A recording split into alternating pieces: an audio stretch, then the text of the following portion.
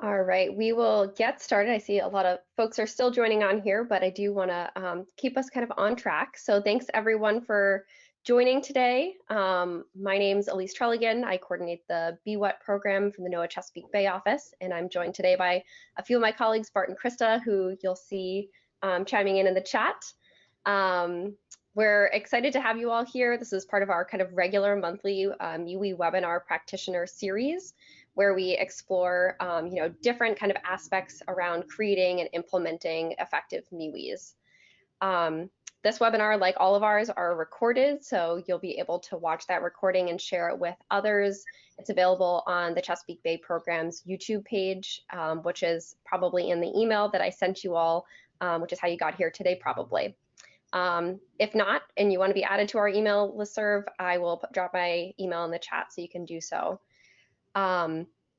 So with that, we have a special interest area for BWET this year, and that's kind of what was the impetus for this this webinar, although I think it's widely applicable beyond, if you're applying for BWET, or even if you're, maybe doing programming that isn't exactly MWEEs. The topics that we're going to discuss today are really important to any sort of environmental literacy programming, and that's around developing authentic, mutually beneficial partnerships. And so I'm so excited to have three amazing presenters with us today. And just in terms of a little bit of housekeeping before I introduce them, they're going to be taking questions throughout the presentation. So we're going to stop at a couple of points. So as questions come into your head, feel free to drop those right in the chat, and we'll be pitching them to at those various points. There's also a chance at the very end, if you want to come off mute and ask questions, that is available to you as well. And I believe that our presenters will probably be sharing their contact information if you have specific follow-up questions around their programming. With that, I want to give a warm welcome to our presenters. Today we have Simone Barkley from the National Aquarium. They have a current BWET grant with us and have been doing MWEEs in Baltimore City Public Schools for quite a while now. Kia Smith from Morgan State and Dr. Dondra Bailey from Coppin State University, who are some of the partners that make this project really come to life. So we're welcoming them today. Thank you all so much for being here. And with that, Simone, I'm going to turn it over to you first, I believe. And just so you know, we can't see your screen anymore. Okay.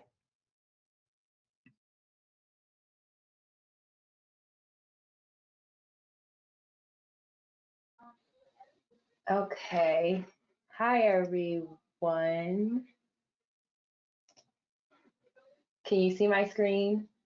Yes, it looks perfect. Okay, great.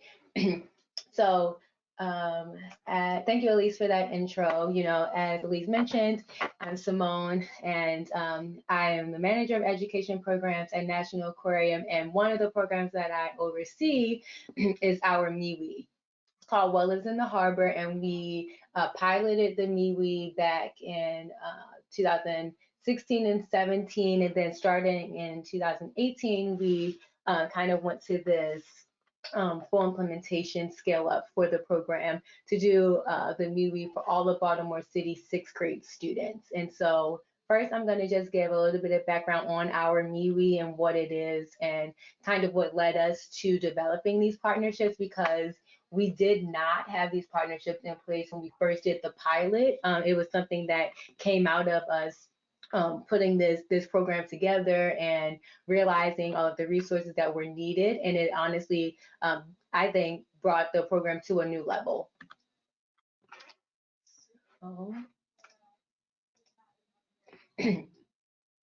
So What Lives in the Harbor is the name of our program, and it's for all of Baltimore City 6th grade students. So we, of course, through the grant and through the funding, we cover bus transportation to bring the students here. But before they even come on site to the aquarium, they do a pre-lesson in the classroom where we train the teachers on the curriculum. The curriculum was developed with Baltimore City Public Schools. So in the sense of authentic partnerships, I want to start out by saying that we, the National Aquarium, went to Baltimore City Public Schools and asked them, we told them that we were looking at, the RFP for this funding. And we asked them what they needed and what they wanted to see in their district and what gaps did they identify. And that is how we ended up deciding on a MWEE for middle school students. So we didn't come to them with the idea. They actually told us where they saw the gap, and then we worked together on building the curriculum, and the pre-lesson activities and even the activities that are done on site, they kind of blend into the iQuest curriculum that they have.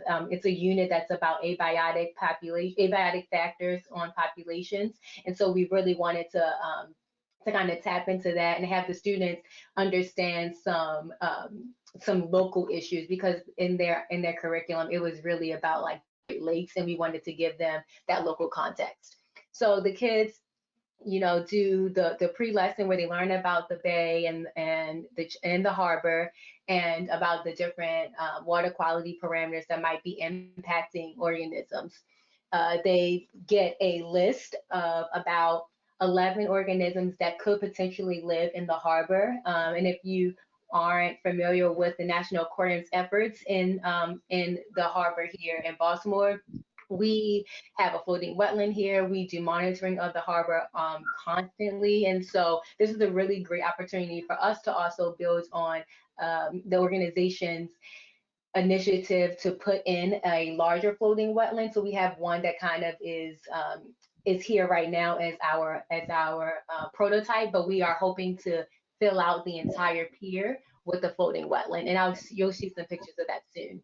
The kids come on site with us and they start to take samples of the water quality. So they measure temperature, turbidity, pH, dissolved oxygen, and then they create a hypothesis about what should be able to survive here based on the information that was included on those animal fact sheets that they are given in the classroom ahead of time. They basically create like a checklist, and then they test that hypothesis by pulling up these habitat cages that we have deployed off the side of our pier. So and when I say habitat cages, like they're literally milk crates, that because it's really easy, and we do this program almost every day during the school year when weather permits. So we don't really have a lot of time to have something that that involves a whole lot of maneuvering. So it's a milk crate that we just fill with oyster shells, and that allows us to, promote habitat for smaller species of fish or mussels or barnacles and the like. So this is how the program started.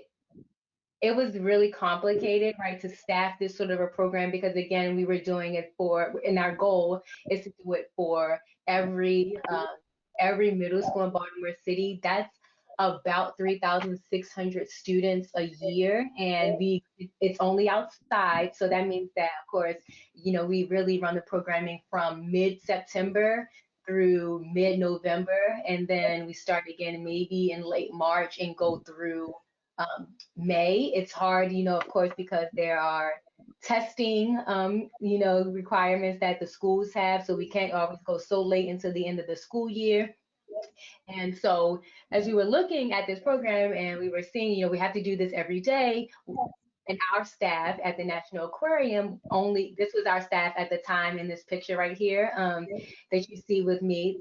That was our staff at the time. There weren't many of us. So I'm not sure why that happened. There weren't many of us, so we had to figure out, how can we get more instructors to do this work?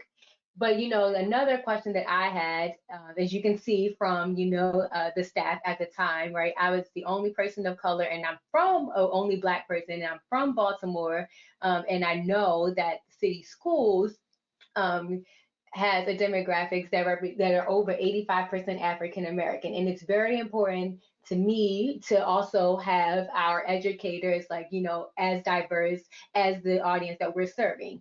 And so one of the ways it keeps kicking me out of this. I'm going to try it one more time, but if not, I'll switch to a PDF.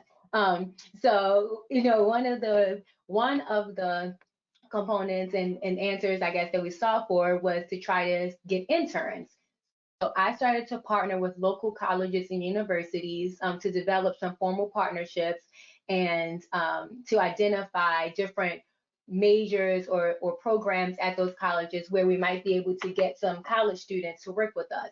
And this looks different ways for all of the universities that we partner with. And we're going to go into my partnerships with Morgan State University and Coppin State University as well, but we do have partnerships with Towson, with University of Baltimore, with Stevenson University as well, and we've gotten interns from additional universities and colleges in the area. The way that these partnerships were established, it was really so that we could, again, staff our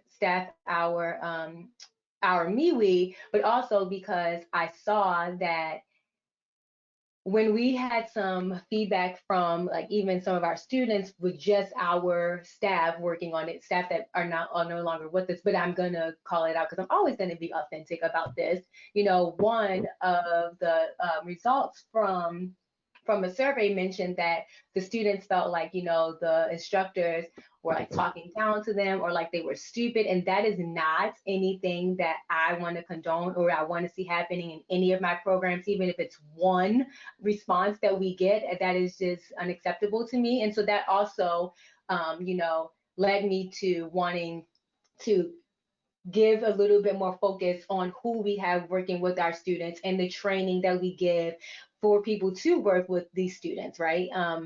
So I'm gonna talk a little bit about how this effort to get interns from these local colleges and universities was really, I think, instrumental in making this program a success. The program was already successful in like helping the students to understand the watershed and, you know, different concepts about how they can be better stewards. I think, you know, once we added this component, we started to see a lot of really great like anecdotes from our interns and how they started to change their behavior and how they started to be a little bit more environmentally conscious, and they became stewards as well. And their interactions with the students, I mean, when we got our evaluation back after we introduced these components into the program, there was the very first year, the evaluators said that they recommend for us to continue working with Morgan because that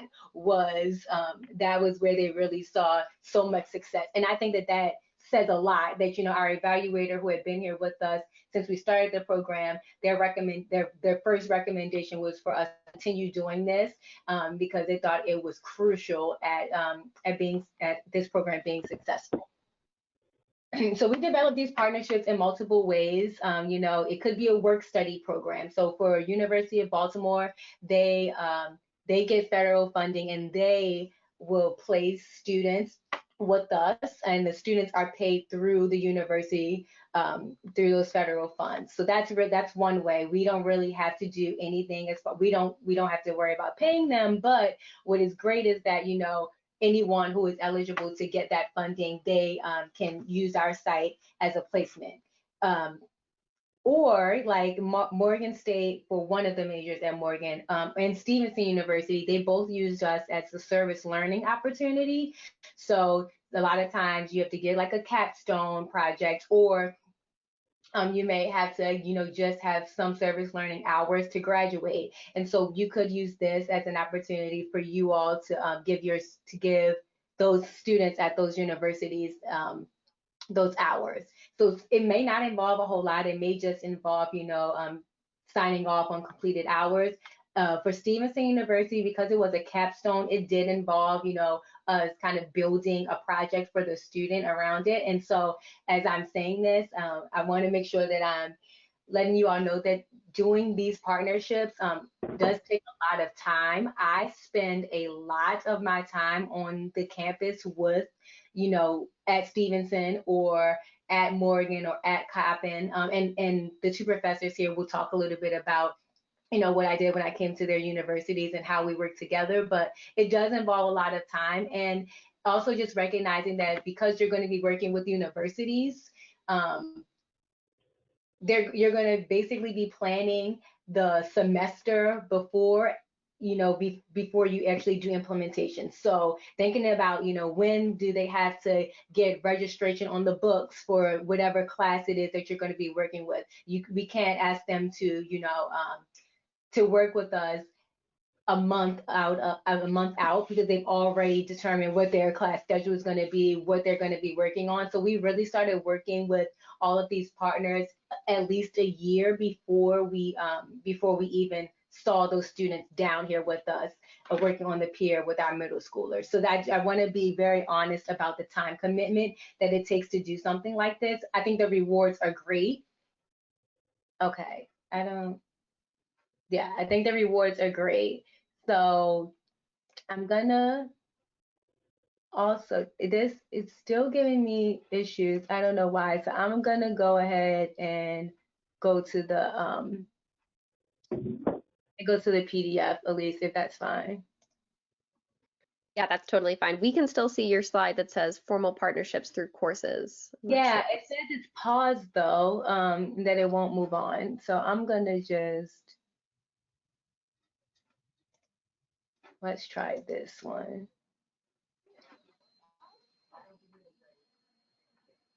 Okay, let's try here. Perfect. You're good. Okay. And so the way that we did the formal partnerships is that, we worked with a professor at these universities listed here, and those professors had already established courses, and those courses, they already had students enrolled in them.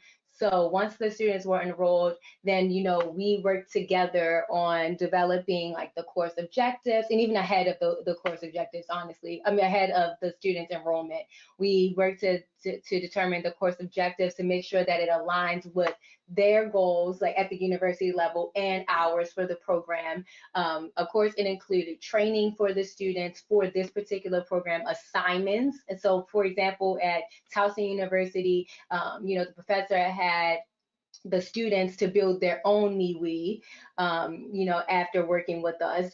Or we had some students at Coppin give us some additional, like, supplemental resources to use on the pier with the students when they are here with us. So that's really how we established the partnerships through courses, which is different than what we did if it was like a service learning opportunity or work study. If we went the service learning or work study route, it was just that, the university would advertise to the students through like their internship boards or their career services offices, or through their department majors, like their newsletters or email blasts, anything like that.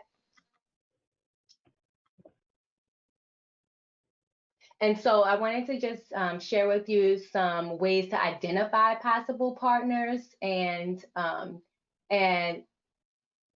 things that you should consider when choosing your partners. And these are things that we thought about, and we honestly continue to refine these as we go every single year, every semester. So you can, of course, try to identify if there are colleges or universities nearby, even community colleges, because we also worked with Baltimore City Community College as well. And that was a really great experience. They were really excited about having their students participate with us, and it worked out very well to have them. And we also partnered with a particular course to do that. Will the students have transportation? This is huge because, coming to our aquarium, you have to park, and you have to pay to park, right? In like a garage or something like that. And so do students have a car? If they don't have a car, are you going to pay, for like public transportation? Or if they do have cars, are you going to pay for their parking, right? What kinds of things are you going to do to accommodate the students? And this is really huge also for our students at HBCUs, because a lot of them were working like jobs during the day, like in between class or around their class schedule. And so we wanted to make sure that we were giving them everything that they need so that they would feel comfortable with taking on this additional ask, an additional component of their work while they were in school. What major programs do they offer that align with your needs? So that's kind of how you can identify who to reach out to. You can always reach out to like career services, but what I thought was really different about how we did it was that we kind of went to the professors at each department and to see if they might be interested. We kind of gave them a pitch deck or a one pager to share with them about the program and its goals. And then we really sat down and went to the drawing board together to say, how do we make this beneficial for both of us? It's important to think about if you need your intern for a specific time period. So, our students come here from normally 10, our middle school students come here from around 10 a.m. to 1:30 p.m. So we would need interns from around probably, 9:30 a.m. to 2 p.m. That's a big chunk of time. So that's also why you want to work with the professors to figure out, how you can ensure that those interns are available for the duration of whatever the time period is that you need them. And then one thing I like to think about is how can you give the interns ownership of your program or some component, like whatever you're asking them to do. So there were definitely, there were definitely training materials that I provided to the interns, but we also started to give them an opportunity to create their own resources that they would share with the students, which is what we did not initially do that. And we saw that when we gave them an opportunity to create their own resources, like, for example, when we talk about pH, that's normally a hard thing for the students to understand. And so the middle school kids to understand. And so we would have our interns kind of come up with some creative ways to demonstrate the effects of pH, and that I think helped the interns to learn the content better, but also helped the students to be a little bit more excited and engaged. I'm almost done with this portion, and then I'm gonna pass it. We'll answer some questions. So mechanisms for maintaining relationships. Invite the partners to observe the programming. This was huge. Dr. Bailey, that's on the call, she came to observe our program before we actually started to form our formal partnership, and that was really awesome that she came to see it. And so she really had a clear picture about what she was, going to be signing her students up for, what kind of ask she would be making for them. Kia here as well, she also came to observe. Many of the professors from Morgan came to observe on different days to make sure that their students were, of course, doing what they were asked to do, and they would be evaluating their students. So that's also a component that you could think about, is like if the professors do need to evaluate their students on the task that you've given them, and if it aligns with their course objectives, that can happen. I started to send like a one pager or quarterly kind of updates to Morgan when we were working with them on, and including pictures of their students, and letting them know, the successes of their students, keeping them in the loop on the evaluation and what comes out of it, if it is referring to the interns. Offer opportunities for them to present at conferences or webinars or collaboration on manuscripts. I think all of those things are really important to, again, reiterate, authentic partnership, that it's not just about what you all gave to the National Aquarium, but it's about also how it benefited you at your university. And then the last thing I'm going to share is that, you can read this, but our interns, I think this was a really great, this part of the program, I think, means the most to me, because we really saw that these interns didn't have a whole lot of knowledge about STEM at first, and they were really excited to learn more. They really devoted a lot of their time to it. They then became teachers, they became teachers in Baltimore City. One of them went to the Chesapeake Conservation Corps. Another person we hired here as an education specialist. Another person became an intern at IMET. So these are just a few examples of how, this experience and this partnership has led to, helping the interns determine their next steps, for them to continue to be in conservation, to be in environmental education. And I think that also says a lot about the power of doing something like this, even if it is just for, 10 weeks. So I think we can take questions, and then next is gonna be Kia. Lots of activity in the chat, Simone. I'm gonna try to summarize a few questions, and if we don't get to them, we can come back at the end too. But In terms of the structure of the program, is every single student enabled this kind of opportunity through these courses that you're working through, or how are students selected, and what would you say are the biggest incentives for them to participate, if you had to say it like relatively briefly? Yeah. Okay, so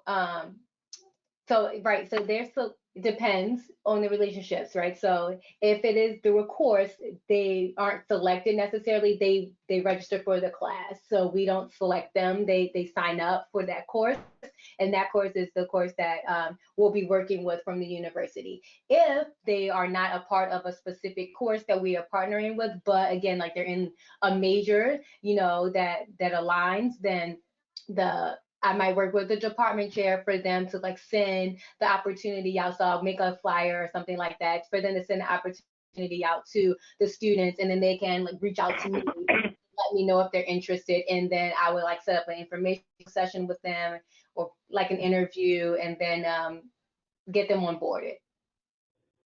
And then what are the incentives? I'm sorry, Elise, I didn't forget that question. The incentives, so I think it depends on which route, right, we're talking about, because these are very, they're different, right? So if it's a service learning opportunity, they have to get service learning hours for them to for them to graduate. So this is just one way that they can get those service learning hours. If it is, through work study, then they're getting paid. So they get paid, through their university. If it is through a course, then it's part of the course requirements.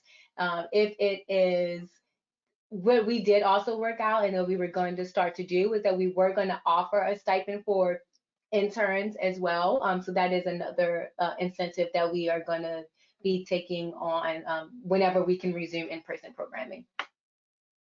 Perfect. And I just love how you've thought about like all of those avenues and all of those kind of value propositions, and like really making sure that the experience is beneficial in whatever way makes the most sense. Yeah. Bart had a question about the actual like how you decide which courses to be working with. So like I'm trying to remember what he suggested in the like biology versus maybe like an education course. Like how did you all decide on like where to focus? Yeah, I can help you with that when I go, when it's my turn. I'll tell you how Morgan did it. yeah. So when the National Aquarium started to figure out, what universities we wanted to partner with, and then what majors or departments to look at, we really just started looking at education and then the natural sciences or natural resources. Those were kind of the majors or departments that we looked for first, and we kind of pitched it to those departments in different ways, right? And then wherever professors took us up on it and wanted to learn more about it, then we continue to work with them. I will say that, not everyone is interested. Not everyone thinks that it fits into their curriculum or that it fits into like their course objectives. And so we do sometimes, pitch it to people and they say, it's not a good fit for us right now. And that's okay. And we decide to, maybe we can offer it to your students, right? At a different level. Maybe we can offer it to them like as a service learning opportunity or as a volunteer opportunity or something that they just choose to do on their own, but it's not necessarily like coming through their university requirements. Perfect. I think we'll stop there with questions. I know there's a couple other in the chat and some about MWEEs generally, and so I encourage the community to, come out and kind of share experiences in there. But we'll turn it back over to Kia, I think is up next. Hi. It feels so good to hear that Morgan made a difference, Simone, in your evaluations. When I met Simone in the fall of 2017, there's a picture. Well, actually, I went to the aquarium because someone at Morgan directed me to the aquarium and said that there's a partnership they want to form. I went down there. We talked, I don't know, for like 2 hours. And then Simone came to visit us on campus, and we planned. One of the questions that was asked is how did they choose what students would be involved? So for us, it was a great opportunity for our students to apply what they had learned, or it was an opportunity to teach STEM areas. Because what we were finding when our students went into the internships, teachers always made sure that math and reading was taught, but they often didn't have time to deal with science. And so when Simone talked to us about this, I'm like, oh, this is the application piece. This is one way we can do this. Additionally, our students didn't have an option. I decided that's what it was going to be, and it was going to be in a particular class. It was outside of their class hours, but we at Morgan, we're a small department. It's like 100, I don't know if we even have 120 students. So we are a family, and a lot of times we tell the students, like, do this. This is good for you. Don't worry about it. We'll work out the times. And we just actually made it work. By saying this is when you're going to do it first semester of your senior year. And it ended up, they did end up giving us their time, but it benefited everybody. Simone, I think, okay, yeah. So as you can see, the one picture has a bunch of kids, and look closely, Simone's in there, even that she fades in with the students, but that was them coming to the aquarium for training. So they start off training at Morgan. Am I correct, Simone? Don't we do like 2 days at Morgan? Yep, we do. Yes, you're right. We do, maybe 2 or 3 maybe sessions on site at Morgan, and then we bring them here. Yeah, and then they go to more, and then they get to interact with the students. This program is amazing because number one, it's 6th graders, and our program is elementary ed, which is 1st through 6th grade, but most elementary schools have K through 5th, and so they don't get a lot of interaction with 6th graders. And so when our students were able to interact with 6th graders, many of them were finding, you know what, I think I like older students better. And that's something that we want them to realize early on before they get into a school. They're hired and then they're in 1st grade and they realize that 1st graders are a little bit too touchy and they'd rather have older students. So this was an opportunity for our interns to have a diverse experiences. So dealing with more, older students and just having an opportunity to do a hands-on. We started planning in fall of 17, as I said. And if you take a look at the slide, we had the cohorts through, spring 2020. And we started the training, then COVID hit. We took a hiatus in 2020, but we're planning and we're going to resume. I know that you all don't have in person, but we're still going to try to get the training in this semester. So we're not letting it die, and our students definitely be back in the fall at the aquarium and contributing. Anything else that I'm forgetting, Simone?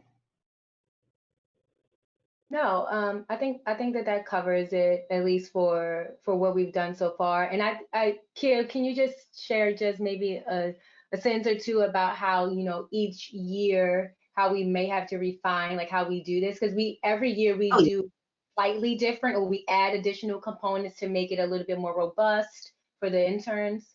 Absolutely. So one of the biggest concepts in education is differentiated instruction, or modifying and making accommodations, those 3 things.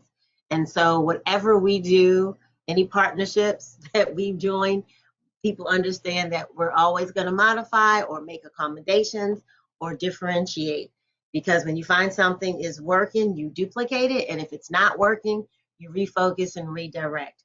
So that's constant. And actually on Friday, we're going to be revamping our classes. Not really our classes, but our schedule that will start in the fall.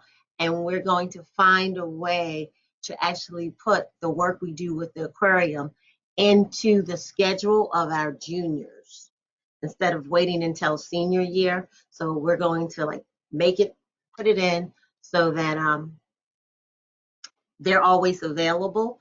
And there are semesters when, like in spring, we had 5, spring of 19, but when we have 15, she doesn't need them all at the same time, so they rotate in and out. So we're constantly modifying and redirecting, refocusing, or making whatever changes we need. Oh, Thank you. yeah, and that, I think I said all of those things. Awesome. Thank you so much. And yeah, you know, as we're gonna transition to Dondra, to Dr. Bailey, to talk a little bit about COPPN. COPPN is our newest partnership that we have with this program. And so she's gonna just share a little bit about how we established that one. Hello, everyone. Simone, can you hear me? Or... Yep. Okay, perfect. So, yes, I am Dondra Bailey. I'm an assistant professor here at Coppin State University. Could you advance to the... Yes, thank you. So I wanted to just mention, to say thank you, Simone, for the invitation to talk about our partnership with you at the National Aquarium. And thank you all for your attention as well. And, Coppin State University is a HBCU. It's a model urban residential liberal arts university in the city of Baltimore. And the way that we came about to partner with the National Aquarium is as an assistant professor. I joined the department I've been here for about 2 years. And I was sort of like asked about this task that the National Aquarium would like interns. So I reached out to Simone, and this is what has been developed right now. And so what we decided to do was, in our planning, encourage students to enroll in a 400 level course. After we identified this course was existing on the books, and so we wanted to just sort of bring in to sort of revamp the course with the content. So you'll see here on the screen that the course provided an opportunity for students to have, experiential learning. And, my goal for them was to sort of get this sort of undergraduate research experience and sort of tweak it in a way where they could get a little bit of scientific investigation as well. Mentoring is a large part of that as well.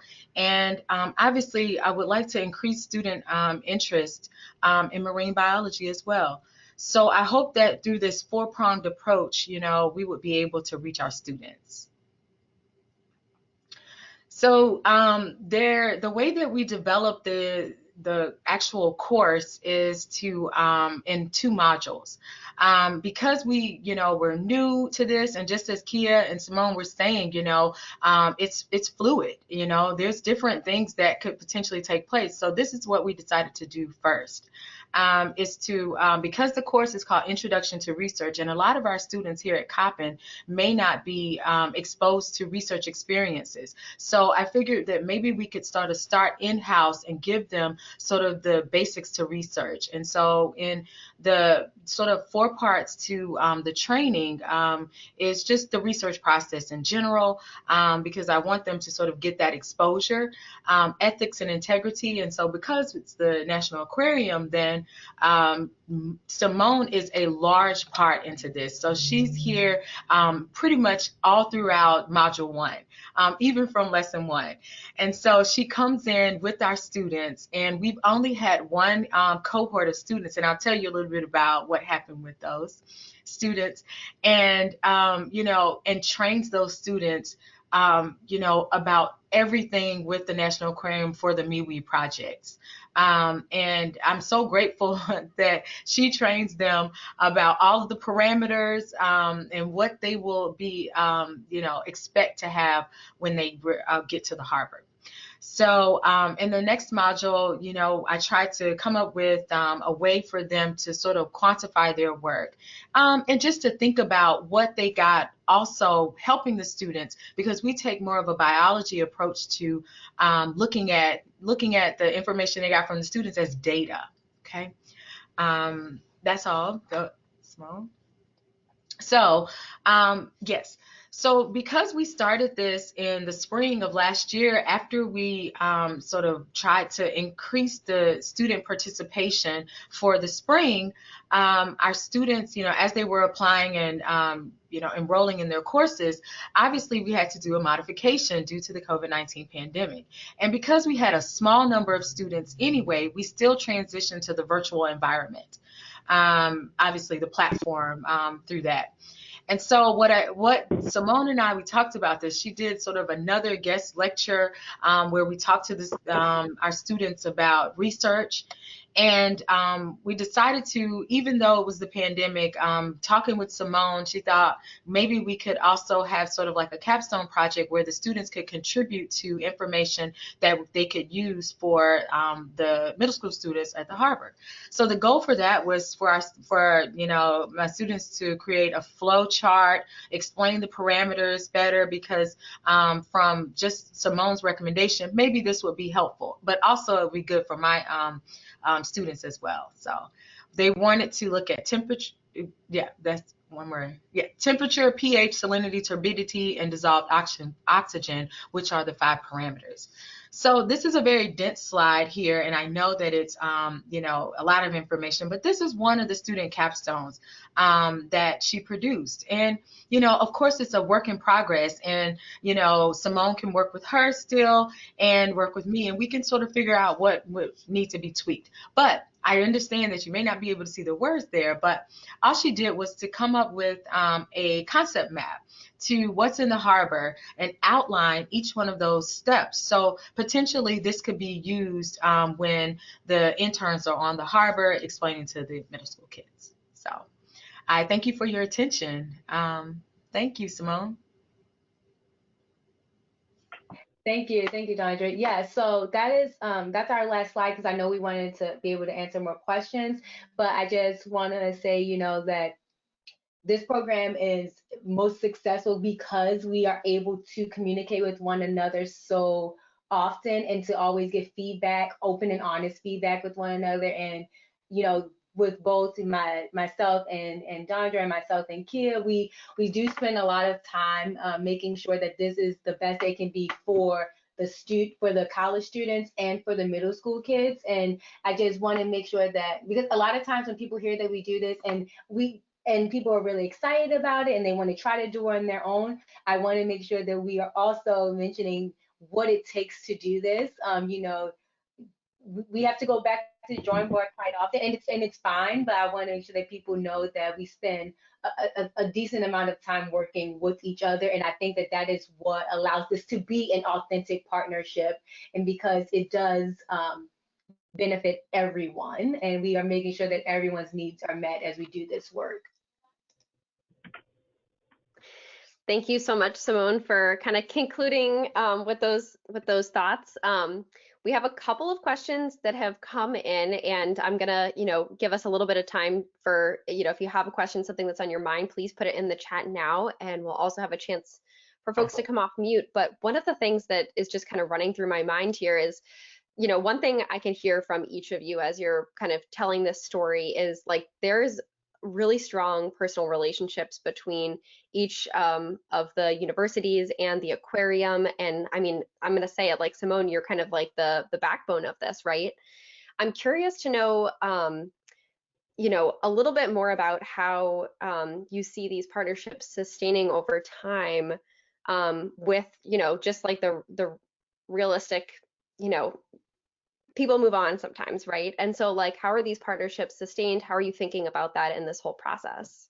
Yeah, so when we have staff that also work with this program on me, so even though you're right, I am very much involved in establishing the partnerships and honestly maintaining these partnerships on the day-to-day level of the program. I'm not as involved anymore in that. We have staff that kind of do those that work, and so what I like to see, and the thing that we started to incorporate is that we started to work with, and I'm only going to bring up Morgan just because we've been with them in the partnership longer. We have started to think about and extend invitations to Morgan students for additional like professional development that we do with teachers and all of our other programs, and that I think is helping us to build a relationship outside of me with the professors and the students at Morgan. So this can be with our entire department. So it's not about, Simone being the person that leads those, we try to give them an opportunity to become involved in everything that like the education department and honestly the National Aquarium has to offer. I just literally just am sending out some emails to them about to them being Dondra and Kia about having their students participate in like a climate change workshop or even some of the workshops, Elise, that you all send to us, right? We do also share those with their students because it's not just about, you know, them working on what lives in the harbor. We still want to be supporting them beyond that. And many of those students that have come through these programs, like, yeah, they definitely do tap on Simone, but I think that it's okay for me to be also helping them to build relationships with this organization as a whole. And that, yeah. And can I add to the relationship piece? When I met Simone, we did have a shared background. I'm much older than her, but we both went to the same university, and that was a good starting point. And we went to Hampton. It's an HBCU, but coming to the aquarium and feeling like our students were valued, when many times people well, it's not happening so much. It's not happening now because of the climate of the country. But for a couple of years, there were a lot of school systems who weren't so eager to have Black and brown interns in their programs. Mm-hmm. And now that, you know, research is showing something totally different, that every student can benefit from a Black and brown teacher. People are wanting students that look like those at Morgan. And so as long as there is a program that understands the value that Morgan students bring to it, even if I'm not there and Simone isn't there, we're setting it up so that the students can continue to work with the Baltimore Aquarium or anyone else who wants to work with Morgan. As long as we see that it's mutually beneficial and that the respect for everyone involved is there, Simone doesn't have to be there, nor do I. Yes, thank you, Kid. Totally agree with that. Thank you. We have a question about how many students, or if it's easier, classes are being served through support from interns a year through all of your different university college partnerships. So that might be a hard question to answer, but it is. It's a bit of a hard question to answer because we don't always have interns every single day we run the program, right? So sometimes, like you even could see, right, when Kia kind of put up like the cohorts that she had. So sometimes they may only be able to give us 5 interns, and like that might mean that we have to supplement with additional staff, right? Or they may only participate 1 day out of the week, but we run the program every day of the school week. And so I think it's hard for me to say a definite number, but probably, I mean, definitely over 50, I would maybe even say over 70% in the last year, and honestly every other year, I would say we had interns at them. Maybe 2 days out of the week, we might have had our staff. And in terms of like numbers, so Simone, feel free to correct me if I'm wrong, but I mean, the aquariums are serving a systemic MWEE across Baltimore City public schools. So that's like, it might be easier to say how many schools you work with rather than how many classes.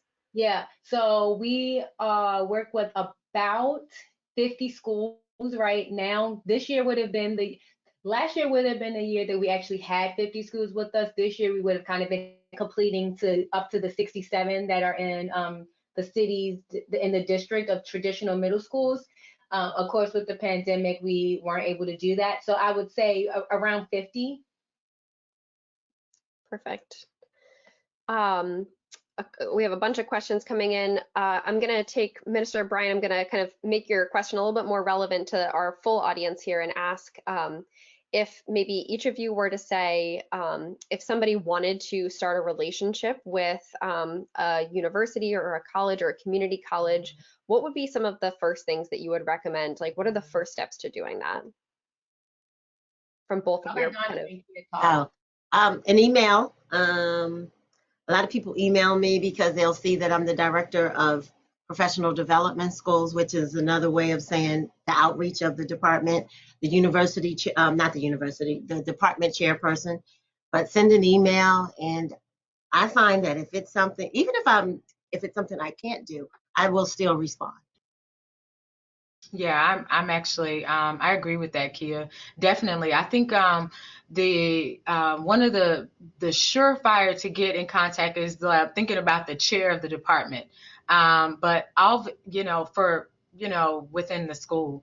And then that person definitely, because most of the information that we get here at Coppin is, our chair really is focused on our students and student success. So, because you never know if there's another complement to it, such as we have the teaching and learning department that we wanted to actually include. So our chair may know someone there that we can actually put together that sort of cohesive tool.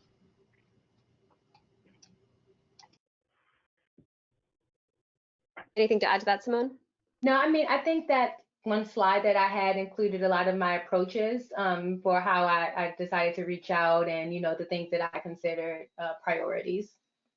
Yes, and I definitely agree. Brittany has a question about cultural competency training. Is that something that's provided to interns, or like how do you all approach that? Yeah, that's a great question, Brittany. Hey, Brittany, that's a great question. And so,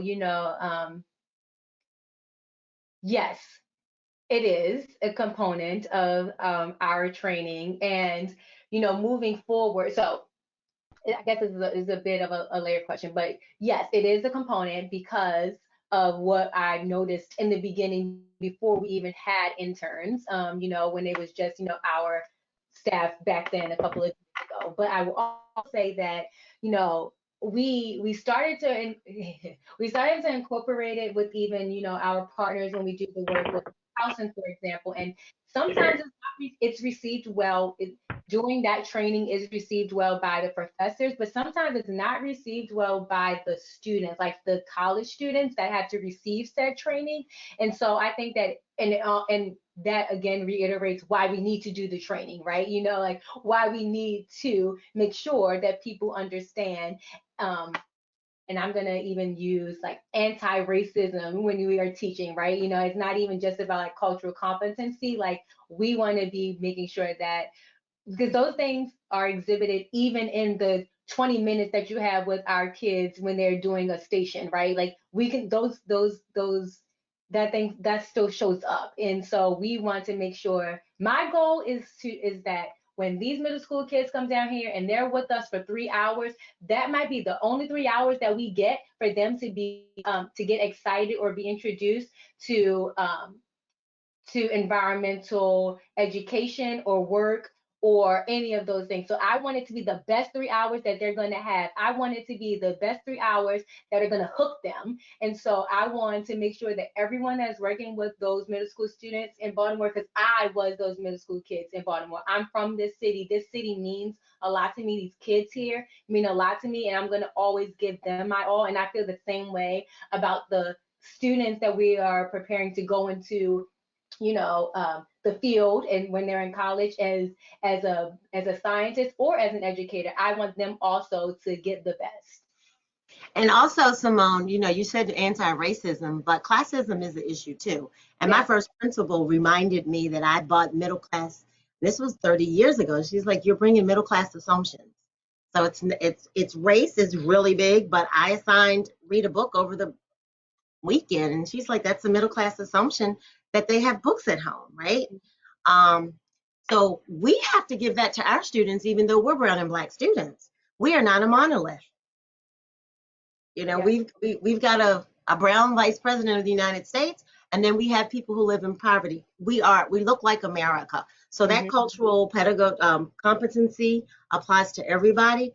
And what I'm trying to do, because we have professors at Morgan who are willing to give that workshop, we're trying to team up with universities that are not predominantly that are not HBCUs, and have the conversations together and have our students together, so that it doesn't have to be a class given by somebody who looks like me, who to people that don't look like me, because there's a barrier as well. It can be.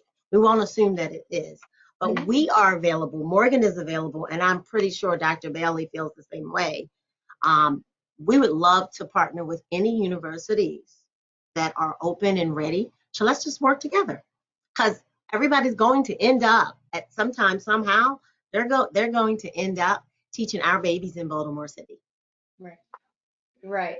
Yes, and totally. And I was just gonna say one of the like future, you know, the future plans for this program is that we are going to do a training with our interns from all of the universities together. We obviously won't be able to do that for every component of training, but it is in our plan to do that so that they can meet students from the other universities in Baltimore City and County, and so that they can share their best practices with one another, and to even have previous interns who have done a really good job at kind of like setting the standard for us to come back and train the new interns that are going to be coming on board. So there are lots of plans for us to continue to push this work forward.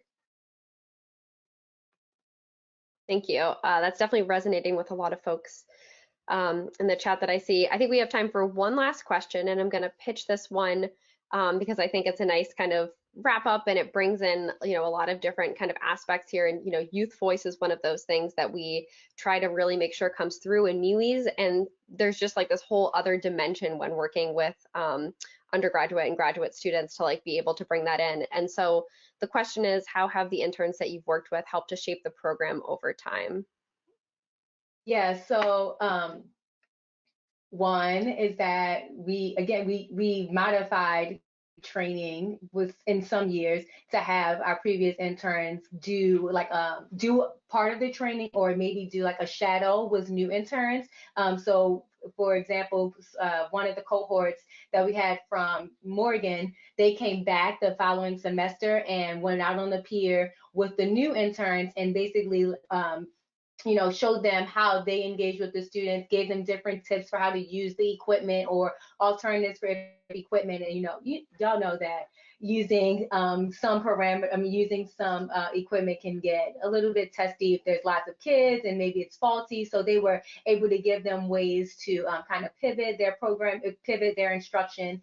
And in addition to that, this program is interesting because like we've done it a lot of different ways, and part of it is due to input from interns, you know. So usually the kids get off the bus, they go straight to doing the sampling at 3 different stations, and then they go to lunch, and then they look at habitat cages. So one of the interns, one of the semesters, they suggested that maybe one of the days we don't have them go to lunch and then do cages, but we instead go straight through. So we basically do the sampling, the cages, and then lunch at the end of the day. And so we tried it that way. I'm always open to, you know, interns giving their feedback, letting me know what they want to do. I have no problem at all with us trying something new if it's going to be more efficient, and even if it's not, at least we tried, right? So we always do those things. And, you know, like Dondra was sharing with us, she shared some of the content that Taylor created. And, you know, yes, Dondra is right that was, you know, just a starting place,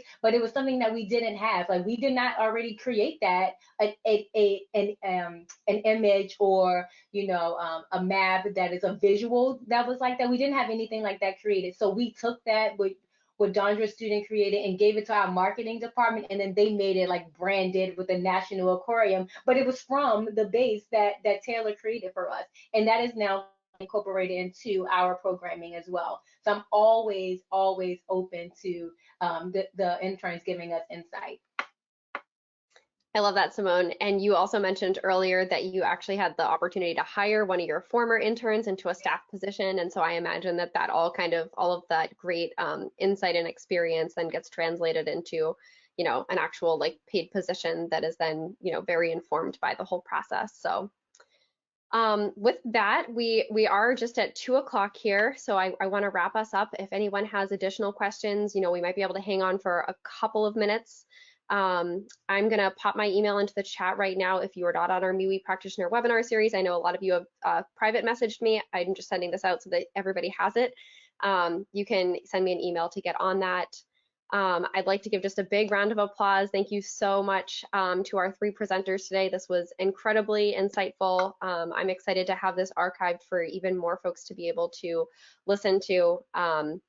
If you wouldn't mind, if you're willing to have a follow-up conversation with anybody and you want to pop your emails into the chat, I see Simone has just done that.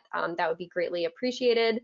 And I will just remind us, everyone, of our next 2 webinars. We have one on March 17th at 3:30 around civic action projects with our partners at EarthForce, and then on April 21st at 3:30 around empowering heritage and creating meaningful engagements to support resilience in changing landscapes. So 2 really exciting webinars coming up. You'll get those emails per normal. And yes, thanks to everyone for being here with us today. Thank you, everybody. We're happy to have joined.